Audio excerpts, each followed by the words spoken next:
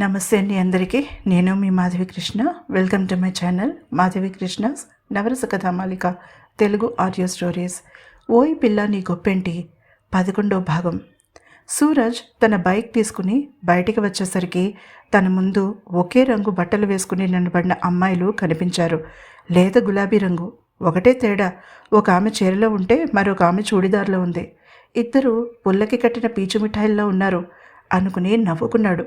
చూడిదార్ అమ్మాయి తెగ చేతులు తిప్పుతూ మాట్లాడేస్తోంది. చీర అమ్మాయి మౌనంగా ఆమె చెప్పేది వింటోంది. ఇంతలో తన పక్క నుంచి రివ్వును దూసుకుపోయిన బైక్ తను వాళ్ళని చూసి విజిల్ వేసుకుంటూ వెళ్ళాడు. చూడిదార్ అమ్మాయికి తిక్కరేగినట్టుంది. చీర అమ్మాయిని ఇటు పక్కకి లాగి వాడిని నానా తిట్లు తిట్టడం మొదలుపెట్టింది. చీర అమ్మాయి ఆమెను ఊరుకోబెట్టడానికి శతవిధాలా ప్రయత్నించింది. కానీ చూడిదార్ తిట్ల ప్రవాహం ఆగడమే లేదు. సూరజ్ చిన్నగా తల విదిలించాడు. వాళ్ల పక్కన బండి ఆపి చూడిదార్ అమ్మాయిని యగాదిగా చూశాడు. వాడు వెళ్ళిపోయి గంట అయింది. ఈ పాటికి ఇంటికి కూడా వెళ్ళిపోయి ఉంటాడు. ఈల వేసినందుకు వాడి నాలిక ఈ పాటికి తెగి కింద పడి ఉంటుంది మీరు తిట్టిన తిట్లకి. ఇక ఆపండి అన్నాడు మృదువుగా. చీర అమ్మాయి కోలకళ్ళు విశాలమయ్యాయి. చూడిదార్ అమ్మాయి చక్రాల్లాంటి కళ్ళు చిన్నవయ్యాయి. మీ మాటలకు అర్థం కొట్టినట్టుగా అడిగింది చూడిదార్. చీర ఆమెని వెనక్కి లాగుతున్నా వినలేదు. మనని ఎవరైనా తిట్టుకుంటే నాలిక కొరుక్కుంటామని పెద్దవాళ్ళు అంటారు కదా, ఆ ఉద్దేశంతో చెప్పాను. మీరు తిట్టిన తిట్లకి వాడు నాలిక కొరుక్కుని అది ఎప్పుడో తెగి పడిపోయి ఉంటుందని చెప్పాను.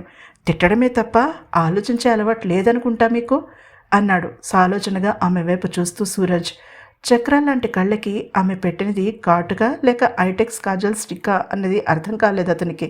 కానీ కళ్ళు భలే పెద్దగా ఉన్నాయి. హీరోయిన్ రమ్యకృష్ణ కళ్ళలాగా మోస్ట్ పవర్ఫుల్ కళ్ళు. నా మాటే శాసనం అనడం ఒక్కటే తక్కువ ఈ పింక్ చూడిదారికి అనుకున్నాడు మనసులో. అసలు ఈ యూనివర్సిటీలో ఎవరికీ మేనర్స్ లేవా? కోపంగా చూస్తూ అడిగింది. ఆపవే, పాపం అతన్ని ఎందుకలా అంటావు? చీర మరొకసారి చూడిదార్ని వెనక్కి లాగే ప్రయత్నం చేసింది. సూర్యకాంతం గారికి పెద్దక్కలా ఉంది ఈ పింక్ చూడిదార్. కొంచెం విసురుగానే చీరని వెనక్కి నెట్టి తన మీదకు దూసుకురాబోయింది. అంత ఆవేశపడితే ఎప్పుడో ఎవరో చటుక్కున దగ్గరికి లాక్కుని కసుక్కున్న బుగ్గ కొరికి వెళ్ళిపోతారు కూల్గా అన్నాడు సూరజ్. బండికి సడన్ బ్రేక్ వేసినట్టుగా ఠక్కున ఆగిపోయింది శిరీష. నిజంగా అన్నంత పని చేసేలా ఉన్నాడు బర్రెవెధవ అనుకుని గుటకలు మింగింది. సూరజ్ బండి స్టాండ్ వేసే ప్రయత్నం చేస్తూ ఉండడంతో.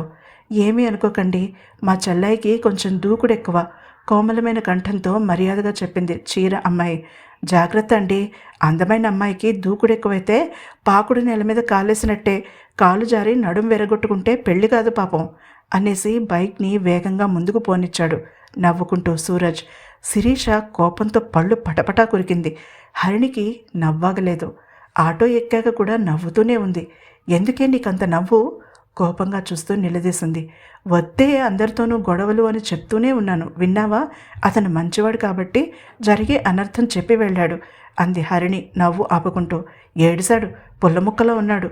మధ్యకి విరిస్తే వాడే నడుం విరిగి ఎందుకు పనికిరాకుండా పోతాడు కక్షగా అంది శిరీష. మరీ అంత సన్నగా వెళ్ళాడు, బాగానే ఉన్నాడు, స్పోర్ట్స్ పర్సనాలిటీలాగా. రన్నరేమో అంది హరిణి శిరీషని ఉడికించడానికి. అది మాత్రం నిజం. దొంగకోళ్ళు పట్టేవాళ్ళ మొహం వాడును. అలా జనాలు కొట్టకుండా తప్పించుకోవడానికి పరిగెత్తి రన్నర్ అయిపోయి ఉంటాడు. అసలు తన మీద సెటర్లు వేయించుకోవడం అలవాట్లేని శిరీష అంది కసిగా. నవ్వుతున్నప్పుడు కొంటిగా మెరుస్తున్న అతని కళ్ళు డిస్టర్బ్ చేస్తుంటే తల విదిలించింది చిన్నగా శిరీష. అనవసరంగా మనకి తెలియని వాడి గురించి ఎందుకే అలా ఆడిపోసుకుంటావు మందలింపుగా అడిగింది హరిణి. నీకేం తెలీదు, ఊరుకో కసిరింది స్నేహితురాలని శిరీష. అత్త మీద కోపం దుత్త మీద చూపించినట్టుంది నీ వైఖరి నవ్వు దాచుకుంటూ అంది హరిణి. మాట్లాడకుండా మొహం తిప్పుకుంది శిరీష. అదే సమయానికి సూరజ్ బైక్ ఒక విశాలమైన షాపింగ్ కాంప్లెక్స్ ముందు ఆగింది. అతను బైక్ స్టాండ్ వేసి లాక్ చేసి ఎదురుగా ఉన్న బిల్డింగ్లో విశాలమైన హాల్లోకి ప్రవేశించాడు చిన్నగా ఈల వేసుకుంటూ. ఎదురుగా ఎవరితోనో మాట్లాడుతున్నాడు స్ఫురద్రూపి అయిన యువకుడు. బ్లాక్ జీన్స్, ఎరుపు నలుపు గళ్ళ చొక్కాలో ఉన్న అతని ఎత్తు సుమారు 5 అడుగుల 11 అంగుళాలు ఉండొచ్చు. ఎత్తుకి తగ్గ లావుతో సన్నగా బలిష్టంగా మృగరాజులా ఉన్నాడు అతను అక్కడ నిలబడి మరొక యువకుడితో మాట్లాడుతున్నాడు.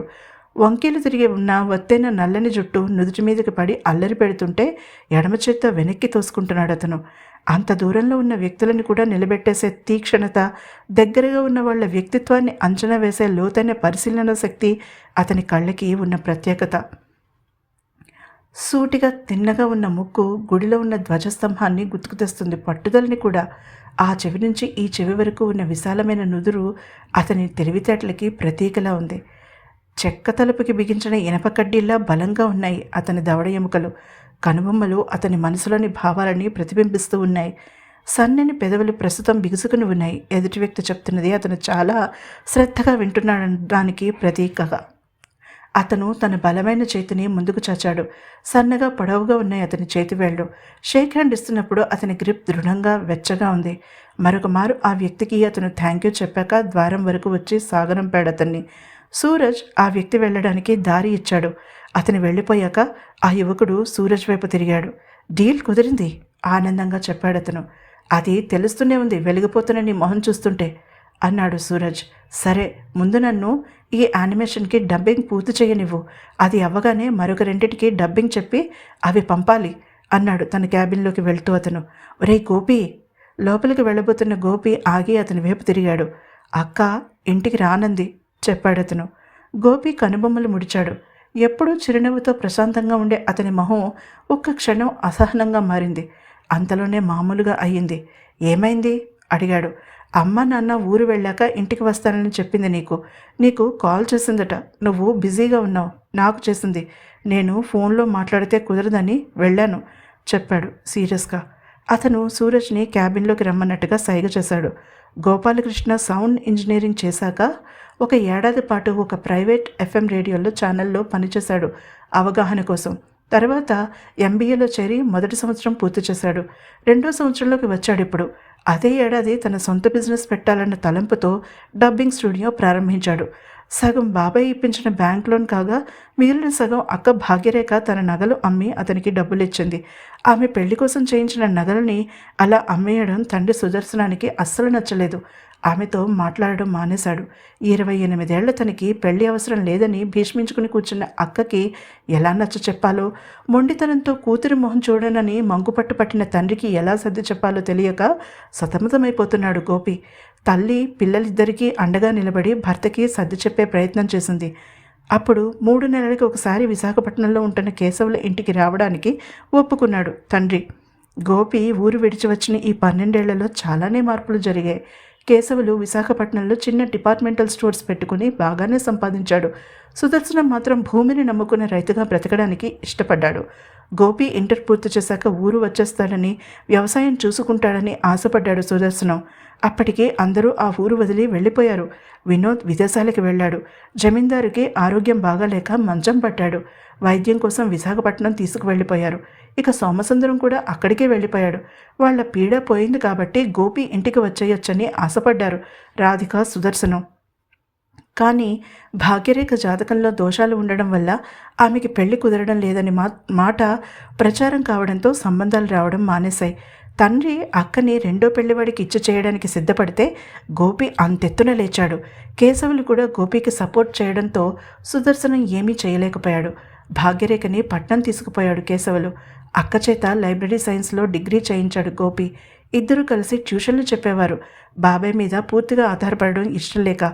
డిగ్రీ పూర్తి చేయగానే యూనివర్సిటీలో అసిస్టెంట్ లైబ్రరీయన్గా కాంట్రాక్ట్ బేసిస్ మీద చేరింది భాగ్యరేఖ. ఆమె పనితనం చూసిన లైబ్రరియన్ ఆమె చేత పోస్ట్ గ్రాడ్యుయేషన్ కట్టించాడు. పెళ్లిలో దురదృష్టం వెంటాడిన భాగ్యరేఖకి ప్రొఫెషనల్గా ఆమె కష్టపడే తత్వం అదృష్టంగా మారి కలిసొచ్చింది. అడుగడుగున గోపి అక్కని ప్రోత్సహిస్తూ ఆమెని కెరియర్ వైపుకి తోశాడు. అతను ఆశించినట్టే ఆమె విజయాలు సాధించుకుంటూ వచ్చింది. తన వ్యక్తిత్వాన్ని తీర్చిదిద్దుకుంది. తండ్రికి అది నచ్చలేదు. బాబాయ్ అక్క కలిసి గోపి వ్యాపారానికి పెట్టుబడి పెట్టారు. షాప్ మీద బ్యాంక్ లోన్ తీసుకుని డబ్బు ఇచ్చాడు కేశవులు. అలా డబ్బింగ్ స్టూడియోని ప్రారంభించి నిలదొక్కుకోవడానికి ప్రయత్నాలు చేస్తున్నాడు గోపి. ఇప్పుడు తండ్రితో మాట్లాడడానికి అక్క ఇష్టపడడం లేదు. కారణం ఆయన తెచ్చిన సంబంధం. ఆ సంబంధంలో ఏముంది తెలుసుకోవాలంటే తర్వాతి ఎపిసోడ్ని రేపు ఉదయం విందాం. అంతవరకు సెలవు.